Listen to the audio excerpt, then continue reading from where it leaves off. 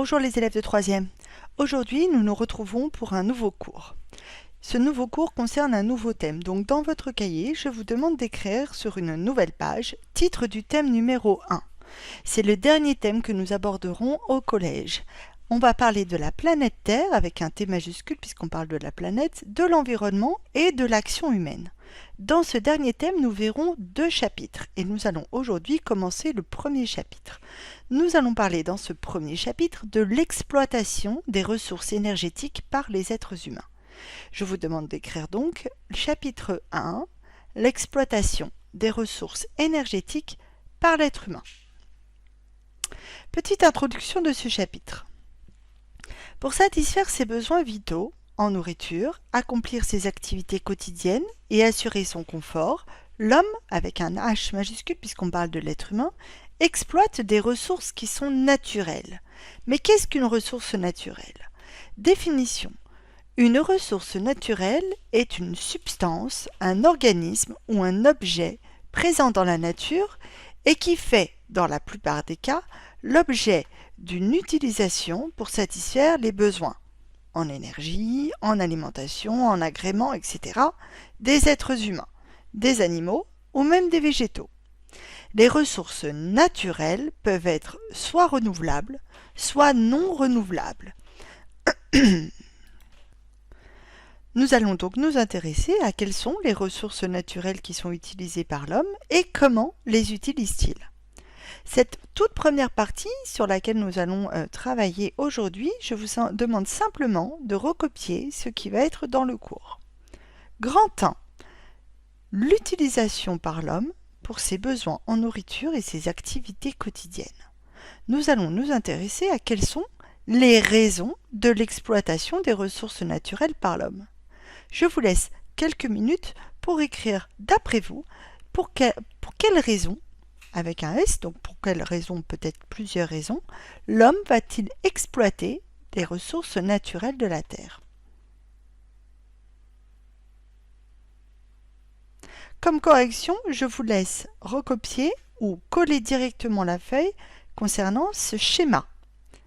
Alors, les ressources naturelles, ici, apparaissent en violette. Exemple de ressources naturelles que l'on connaît. Les énergies renouvelables, le gaz, le bois, le pétrole, les carrières, le bois, les minerais, les nappes phréatiques et enfin les animaux et les végétaux. Pour quels besoins nous allons donc utiliser ces ressources naturelles? Pour 3 grands besoins en réalité. Le premier grand besoin, c'est pour la nourriture, simplement pour vivre. L'eau que l'on puise dans les nappes phréatiques nous sert pour boire. Les animaux, les végétaux que l'on cultive, que l'on élève, nous servent à vivre. C'est un premier besoin, c'est un besoin alimentaire. Il y a un deuxième besoin, qui est un besoin au niveau des constructions. Des constructions, c'est-à-dire au niveau de la création de tout ce qui va nous entourer et qui va être essentiel à notre bien-être. Et pour cela, nous allons utiliser des minerais, les carrières, mais aussi le bois.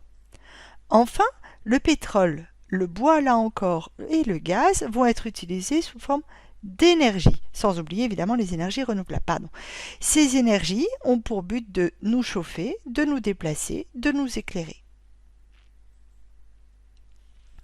Pour se maintenir en vie, l'homme a besoin de certaines ressources naturelles, comme par exemple l'eau potable, comme des sols cultivables pour cultiver des végétaux, de l'air, des forêts qui vont assurer l'oxygénisation de l'atmosphère et l'ensemble des végétaux et des animaux.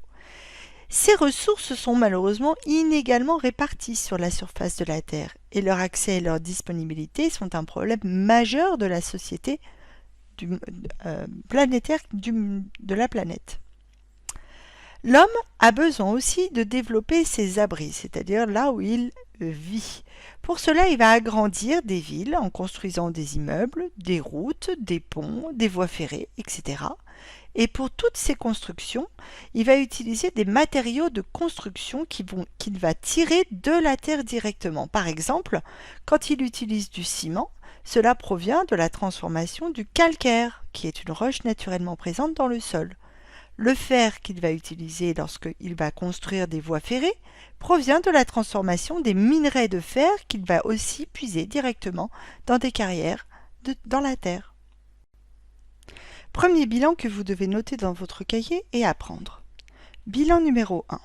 Pour répondre à leurs besoins en nourriture et réaliser leurs activités, les êtres humains utilisent des ressources naturelles. Quels que soient les usages de ces ressources, domestiques, agricoles ou industriels, ils se traduisent le plus souvent par un prélèvement dans l'environnement. Celui-ci peut entraîner l'altération, c'est-à-dire abîmer, la ressource naturelle, comme par exemple la pollution de l'eau dans les nappes phréatiques, ou son épuisement,